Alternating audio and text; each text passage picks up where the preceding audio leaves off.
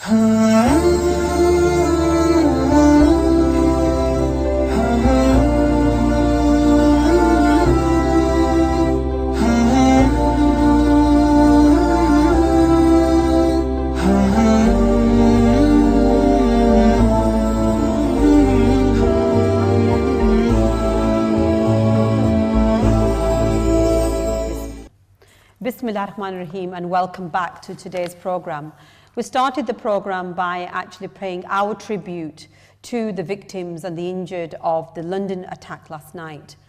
And just as I would like to say again that we condemn any kind of attack, any kind of brutality on any person, whether they be Muslim or non-Muslim, whether they be in this country or abroad.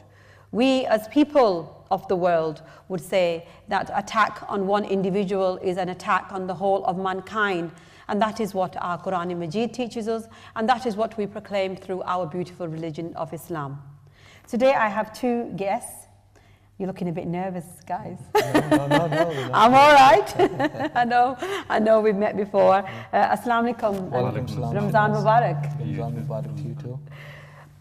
First of all, Mohammed Zahor and Mohammed Shahid, you are two young people, if I may say, who we're very proud of. And I'm not just buttering you up. I've actually been looking at the work that your organization does. I mean, Hope Welfare Trust is an organization based in Pakistan. And the reason why it's important to have people like you on the program is when we have attacks like this, when we have moments like this that could potentially divide communities, it is the youth of the communities that remind us and bring us together, isn't it? Certainly. First of all, I'd like to say Assalamu alaikum to yourself and all the viewers that are watching us in Ramzan Mubarak. And I strongly echo your words that we do condemn what has happened last night, and it has troubled everybody throughout the country. And we sincerely are praying for the victims and the loved ones with the aftermath regarding yesterday's incidents. But you are certainly right that organizations or groups such as like ours, they do unite communities when such atrocities happen, for people to realize that we are all together. And it isn't a religion or a number of people from any background that are behind this, and whoever were behind yesterday's incidents have attacked all of us in the same manner and harmed our integrity. I mean, yesterday, in the Manchester attack, there was around 22 people that were killed and around 50, 60 people were injured. But hundreds and hundreds, in fact thousands of people have been affected by that. The London attack last night, so far the information that I have, I just quickly looked at it this morning, around 7 people have been killed, and I think many, many more have been injured. But I think what's more, what came out of yesterday's was the fact that the emergency services reacted so quickly, and then there was a knife attack involved, and then they were able to stop further injuries. And I think hats off to you guys, emergency services, as always. I mean, we don't often have a chance because we just think that they're doing their job, but we need to remember that if it wasn't for the emergency services, for the police, the ambulance, and in terms of those people that work within the paramedics, that something like that could just escalate, couldn't it? It could just get out of control. No, certainly I agree with you, and some of the work that our emergency services do, the media unfortunately doesn't highlight that, and what we saw by all our emergency services yesterday was beyond amazing, how they managed to handle the whole situation, and you're certainly right. If we hadn't had these services, then without a doubt the same incidences would have escalated and spiraled far bigger if it hadn't been dealt by our fantastic emergency services that we have in this country. Yeah, alhamdulillah. When it comes to working with communities, your particular project, first of all, you two, I mean, you're good friends, you've come from a similar background. How did you start to work? Did you know each other before you started your work in 2014? 2014 you set up the trust. Yes. And the trust was there to work within those deprived and poor communities in Pakistan, an area particular close to your own families. But did you know each other beforehand? Did you work, or have you worked before, or did it just blossom as a beautiful relationship? Firstly, I'd just like to say Assalamu alaikum and thank you for having us here today. And I echo and agree with your comments about the London attacks yesterday. That it was atrocious and cowardly, but hats off to the emergency services. Over to your question, yeah, we sort of knew each other before, but it wasn't as much as we've sort of gotten to know each other more intensely, I think, over the last 3 years as we've worked together on projects and tried to bring a team together and bring the youth within the UK together to try and complete these projects, and completely voluntary as well, of course. And it's refreshing to see that our youth in this country is so active and helpful when it comes to charity. I mean, these are professionals who are doing a job maybe Monday, Friday, 9 to 5, but in the evening they're taking their time out from their schedule. And these professionals, if I may, Mohammed Zahoor, you are an NHS practice manager. That's right. You, Shahid, are a financial crime manager. I don't know what that means, sounds scary. Well, I'll ask you in a minute. I think, do you deal with that fraud and things like that? Yeah, okay, so you're one of the guys that we fill in the form and get our money back when we've been done over by somebody. So I like you, okay, you're my friend.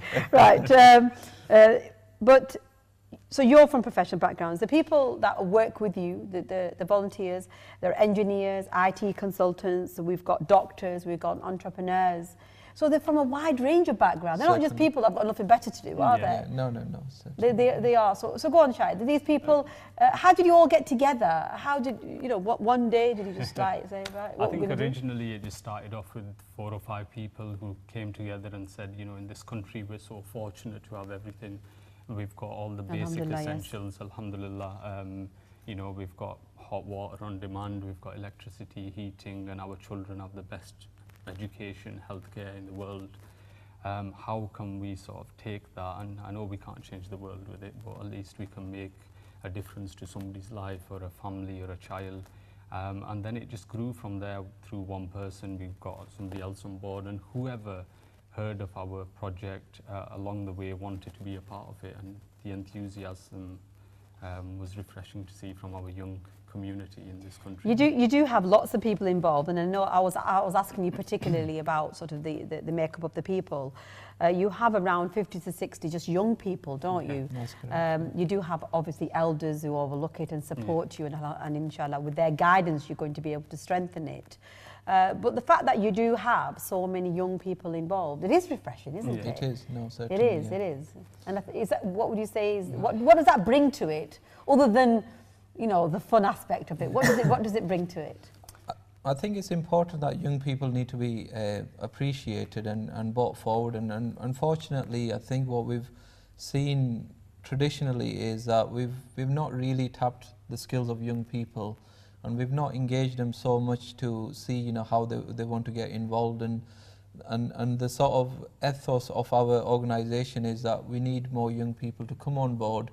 And basically, rather than steer into the wrong crowds and the wrong organizations, they should utilize their energy, their skills, their network towards doing something good, returning back to the community. And I think that's probably the thing that our organization has offered a lot of young people, that has driven many of them towards coming and being volunteers for Hope Welfare Trust. Yesterday we had a special guest on, Basir Shah Saab, and he was one of the pioneers. He set up pioneers from Oldham in terms of setting up the racial equality councils, working with interfaith forums, community forums. And something that came out of that conversation, I mean, those viewers that watched it, the conversation was about how the community relations and how we look at community integration, how we look at cohesion, and how the debate between sort of integration, assimilation, empowering and enabling people. All those words were discussed, and we actually had a conversation about the 80s and the 90s and how over the last 50 sort of years or so, the 5 decades or so, how things have changed or changed not. One of the things that came out of that conversation was the need to involve people, to engage people, certainly. Enable people for them to feel part of something. And that is a problem that we perhaps talk about with the youth, isn't it? It is. Definitely. I think we need to give them a chance, because ultimately they're our future. And whether well, you guys are. You're still part of that, aren't you? Well, we technically moved on from that, haven't we? So we need to engage them and get them onto the right path and try and get them involved in this work, so they see, you know, it's not about we've got everything and we're fortunate to have that, alhamdulillah, but we need to see how the other half lives, so to speak. And I think the youngsters want to do something, it's just they need a platform where they can come and sort of focus their energy on and utilize the skills to assist us. So I think we're doing that, and we're bringing people on board to... You know, I mean, your projects, if I just talk about, for example, the Zakat projects, there are projects around education, around housing, local initiatives, and you've got many other projects. You've obviously got the hospital and water projects. These projects are projects that feature in many organisations. What is it that is particularly important for the people that are involved? What are they saying to you? I mean, these are things that all the charities, alhamdulillah, they're working on, because these are things that we can associate, and these are things that are needed. So there's no issue there. But when it comes to the engagement of the youth and the people that you work with, what sort of input are they putting into it? Or are they just like saying, yeah, we'll do it? No, go on, sorry. I think the biggest thing that we've got is the youth seeing we're paying all this money into charity. They want to actually see now how it's delivered to the end user. Okay. So with our projects, we have people on the ground, or if we are going to use a third party to carry out these projects, then we'll ensure that we fully check their background, and we're 100% donation policy, so we wouldn't take any expenses out, or any gift aid that is claimed, we'll use that for our expenses. So any money that people are giving to the charity is used 100% solely on the beneficiary. But the youth that are involved, what I'm trying to get at is, what sort of input do they put in? Do they tell you what they want to do? Do they tell you how it should be done? How are they vocal in that? Yeah, a lot of the youth are very, very vocal. I mean, in terms of a lot of the events, fundraising events, or things that we have done, it has been driven by youths, rather than for us, me and Shahid, being trustees of this organisation, saying that this is how we want you to do certain things. People have come on board and saying that, you know, we think you should be doing this in a certain manner, and we've taken their views on board. Because you two are you come across as really quite nice lads. I'm thinking you two are quite nice. So I'm thinking, do they just think, oh, you know, let's just follow them, or do they actually give you a push? Do they actually challenge you a little bit? No, they're drivers. They're certainly drivers. They're not just silent passengers. You know, like a lot of them, you know, like they actually come with quite enthusiastic ideas, and some of them may like not. What? Give us one that you've thought, oh my God. Well, we had one young man just recently, and he said he wanted to do a wing walk for our charity to raise some... A what walk? A wing walk. And I thought, what is he on about? What's a wing walk? And I don't know if you've seen them old planes that were used in wars, the ones that had wings. Yeah. And it's basically just standing in the middle, right on top of that, while the plane's flying. For the charity, and I can think of a few people that I'd like to put on a wing and let them fly. Yeah, so not charitable though. I mean, I had to Google what wing walk was, and I've never heard of it. Yeah, and you know, like obviously that was quite. Did you do it? No. I mean, obviously we didn't know whether. You wanted to put Shahid on it. You must have rattled him a bit. Yeah, seen on that. Yes. So I mean, obviously we have a lot of people that want to come forward, and they want to do, you know, all sorts of different things for our organizations, and this is where, you know, like we don't limit people or discourage them that, you know, it has to be done the way our organization wants it to be done. It's more about... I mean, traditionally when, I mean, alhamdulillah, involved in many, many different charities.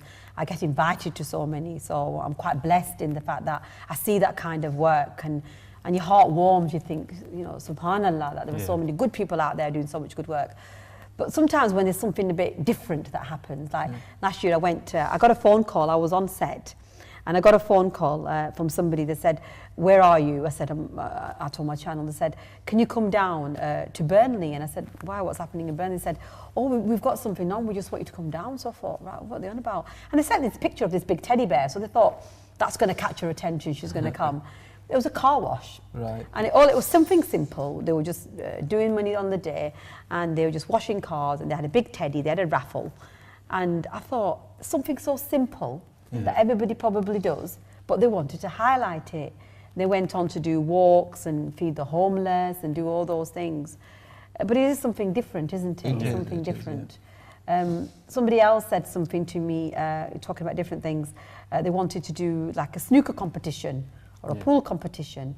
You know, do you ever think about those kinds of things? I'm trying to think that, because you've got this huge asset of 50, 60 people, do they get the opportunity? Do you, I don't mean you in particular as Home Welfare Trust, I mean as other organisations, do you think we give the young people enough opportunity and inspiration to get involved? I suppose overall I would say probably no, and that's why probably there is a lot of work that needs to be done. And I think the model that our organisation has adopted, if more organisations adopted this kind of model, then a lot of youths can be involved, and we could use their skills to the maximum, certainly. But I mean, that's my overall feeling. I don't know whether you agree or disagree, Shahid. Definitely. I think we do need to do a lot more to engage them to come forward and work alongside these big organisations and get involved. It keeps them away and from bad things, number one, and secondly, it's something that you're doing for the community. You're getting involved, you're channeling all your energy and your skills. I mean, everybody has a different skill set, so what Zoud might bring to the table, I don't have that skill set. So get involved, and you're always, the way I look at it is everybody is just a piece of a jigsaw, and you fit in to an organisation. And without one piece you can't complete it. It's complete. Exactly, it's complete. The youth that you talk about that are involved, have any of them been from backgrounds where their lives was affected and it's changed them? Have you got any examples? This is the fascinating thing. Most of the youth that we've got engaged, some of them have never been back home. They've not seen that struggle that people back home see. And that's what, you know, like, it fascinates me to think that if you can engage somebody that's not even seen that hardship, for them to realize that, you know, life is very difficult at first hand, and then they want to get involved. You know, we have people that wanting to, well, we've had somebody that's done a 10,000 feet skydive for our charity. You know, like, and you got some wacky people, yeah, haven't we you? do, yeah. I need to come along to one of these. I'm not saying I'll take part. And we've got another young man who's doing a bungee jump for us in Manchester. So, you know, like, following that, I'm sure if you want to put your name forward for anything, I'll watch.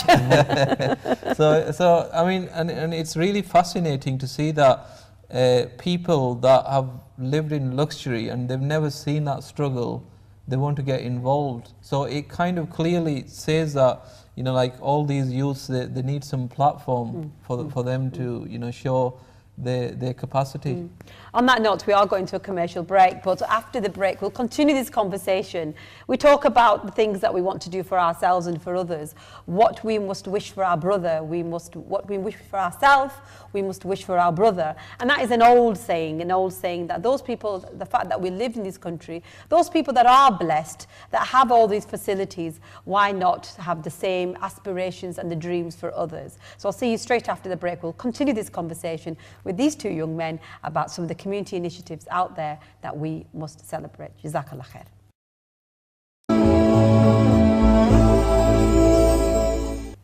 Bismillah ar-Rahman ar-Rahim. Assalamu alaikum and welcome back to today's program. We have seen 2 attacks on our country, but as a result of that, we've seen many communities unite. The work of organizations, community organizations, is a strength and a backbone to this beautiful country of ours. And in Great Britain, we celebrate, and we also we work with organisations and celebrate the fact that if it wasn't for the collaboration, if it wasn't for the partnerships, we wouldn't be the country that we are today. Now, you work with partners on that note in terms of partnerships, and something that we were talking about within the commercial break is a number of organisations that you link in here and the work that you do here. So far we've talked about the work abroad, but let's talk about home and the importance of working at home. Charity does begin at home, doesn't it? Certainly, as the saying goes.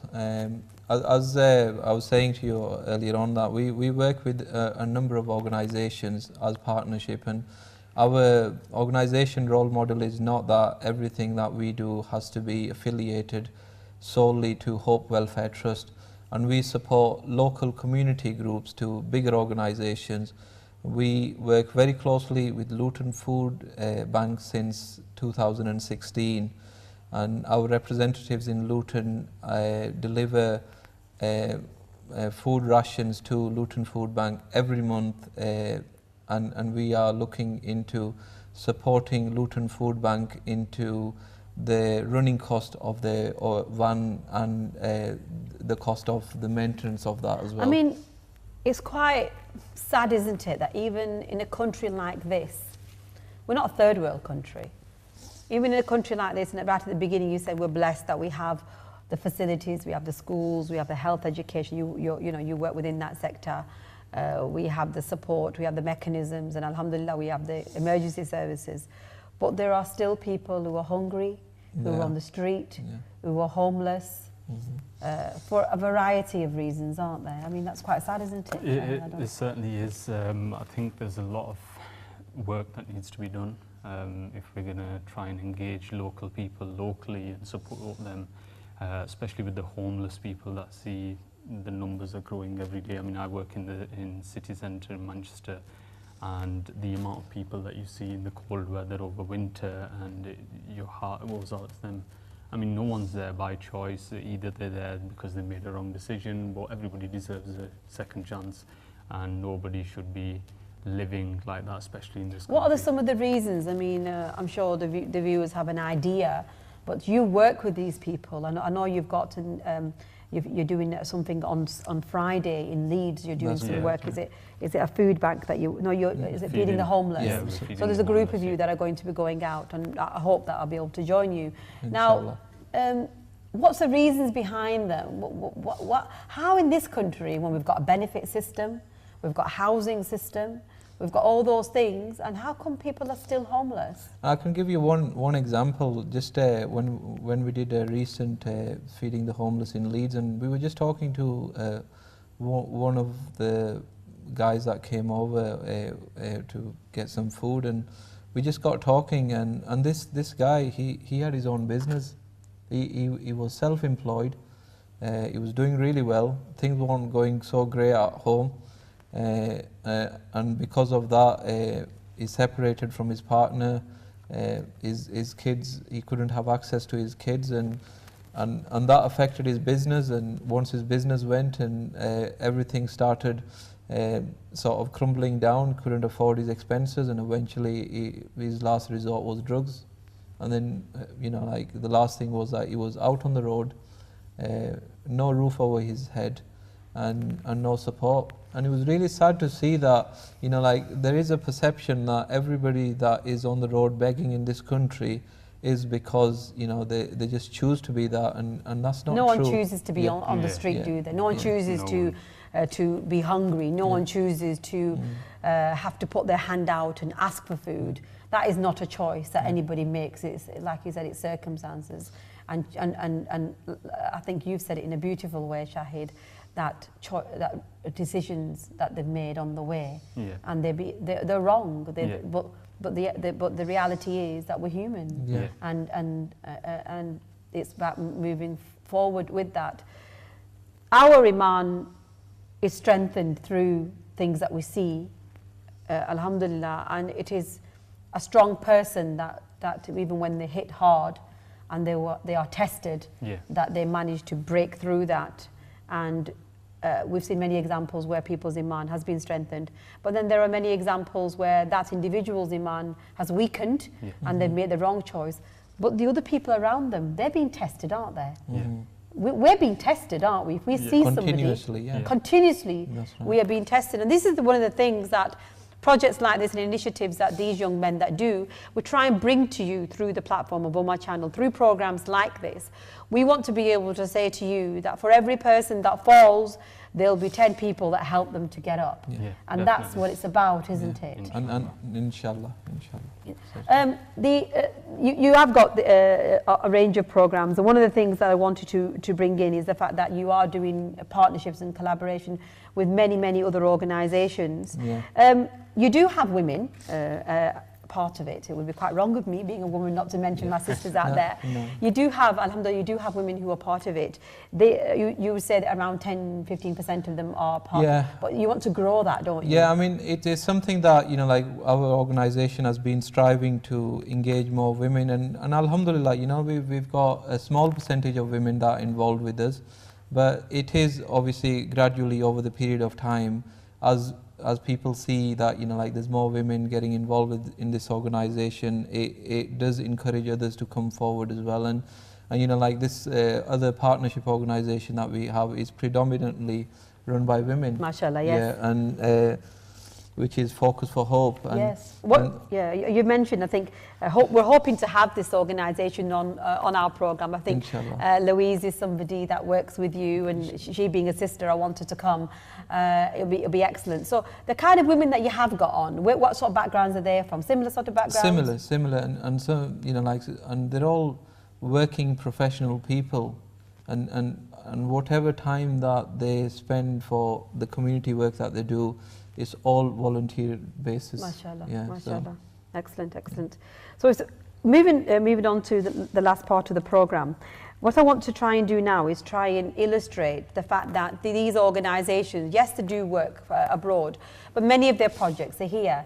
Now, if there were one or two particular projects that you want to say that these are champion projects and that you use them as a good role model, what would they be? I would say, for our organisation, I mean, obviously, something for us to be working more closely here is that there's, you know, fundamentally we live here and we can't shy away from the problems that are here, and we need to talk about them. So one of the bigger issues that we have is drug related, which not many people want to talk about altogether. And the second thing is that, as you must have just recently seen in the news, which was quite highlighted with BBC as well, the sex grooming side of things as well. These are the sort of things that are the real issues in this country, and if we don't talk about them, and if we don't start looking at what the root cause of this problem is, we won't be able to deal with these problems. And those are the sort of things that we would like to get involved with, working with other organizations, trying to encourage young people to start talking about these problems and see, you know, like why people fall into these pitfalls and what can we do to avoid people falling into these pitfalls. On the drug side, Shahid, if I can bring you into it, some of the people that you have, the volunteers and the people that are involved, do any of them have any first-hand experience with family members or themselves that you feel that you could perhaps bring it in? We've not had anybody who's highlighted this. I think it's such a sort of taboo subject within our community that we know there's a problem there, but we don't want to discuss it openly, and we want to try and brush it under the carpet. So I think the direction that we want to go in is through our Feed the Homeless events. We want to try and engage with the community and try and see where these problems are and what are causing these problems. And then only once we get to the root of them, we can nip them in the bud and try and see what solutions we can come up with. I mean, with wider community, alhamdulillah, you do that work, but in particular, being from a Muslim background, you mentioned something earlier when we spoke, that when you were quite surprised when you came across a Muslim homeless person and their circumstances. I mean, we don't want to go into too much detail about it, but the fact that we do have people from our own communities who are, we're supposed to have this network and the adaras and the masjids and the community and the families. We go on and on about it, don't we? We do. We perhaps go on about it and sometimes think what they're on about. They're living in some sort of dream world. Do we really know what is happening within our own households or our neighbours? We proclaim, don't we? Yeah, we do. But the reality is that we are finding our own people from our communities, well, let's just say our backgrounds, on the street, homeless and taking drugs. Yeah, certainly.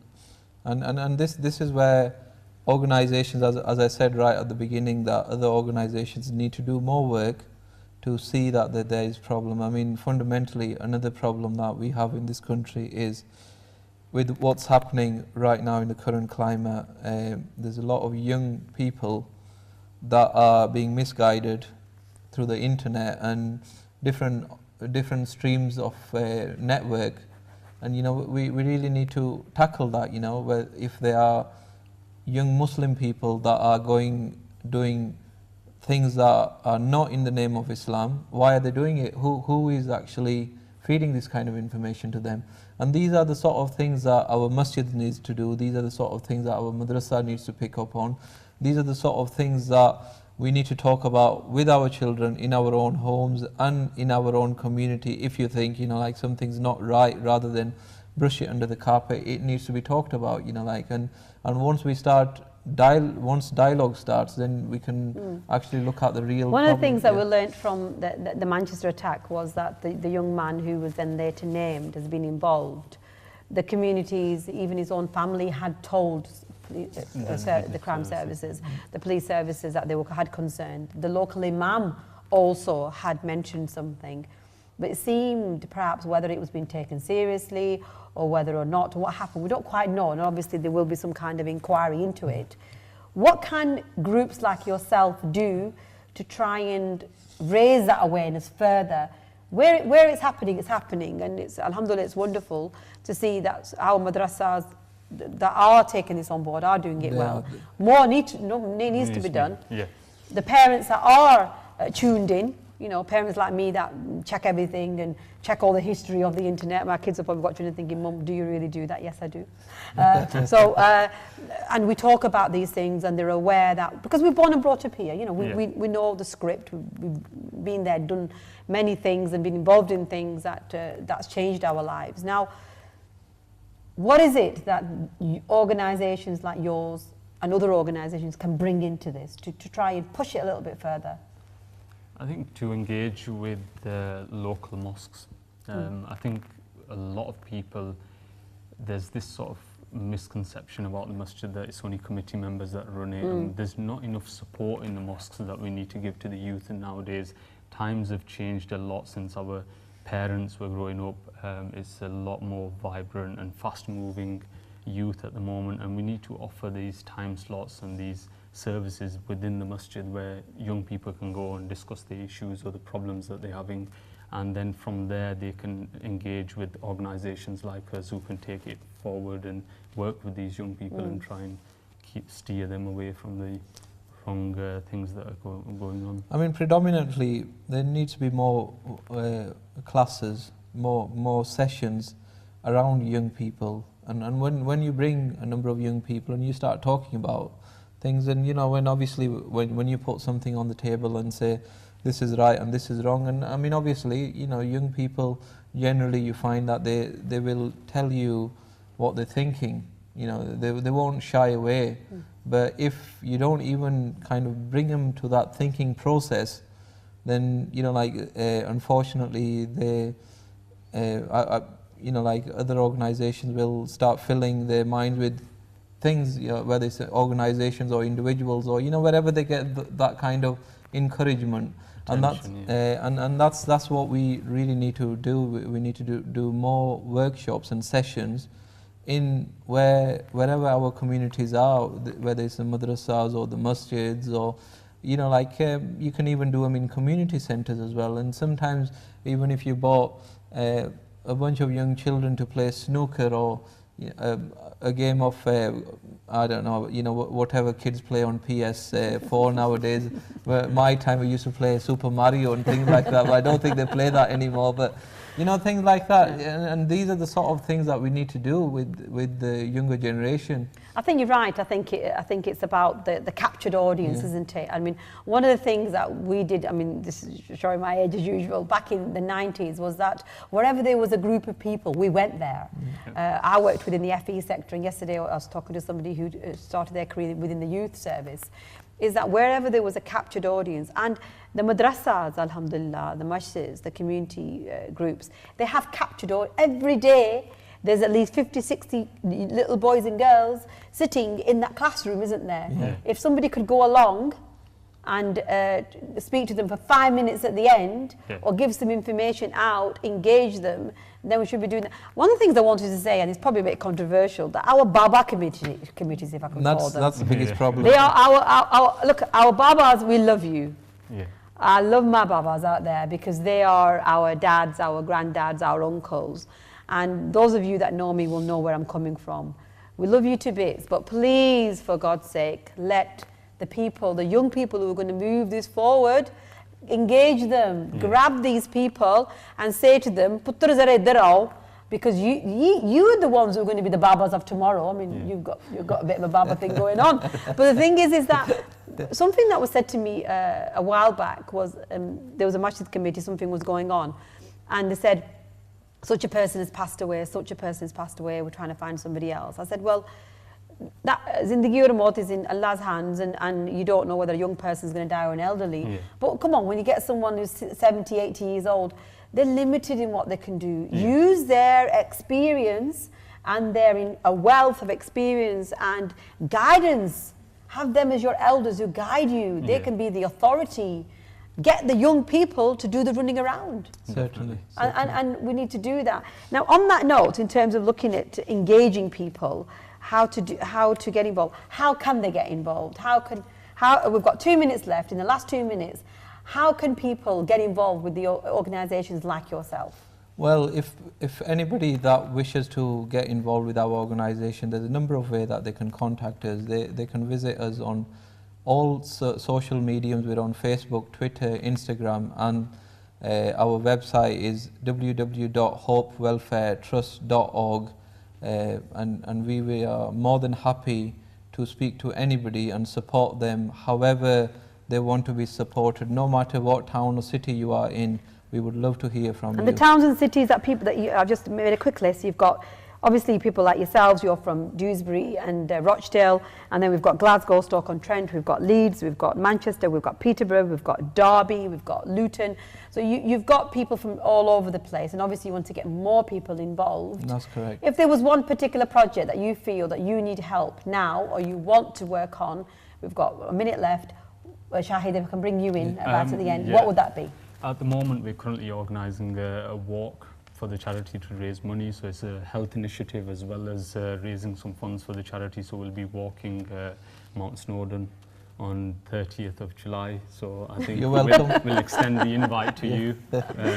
Wow! So Mount Snowdon, I just want to know how long the walk is. 7 miles. 7 miles. That's not too bad. I 7 miles. speak in England, and we're hoping to get around 100 volunteers to come out with us on the day.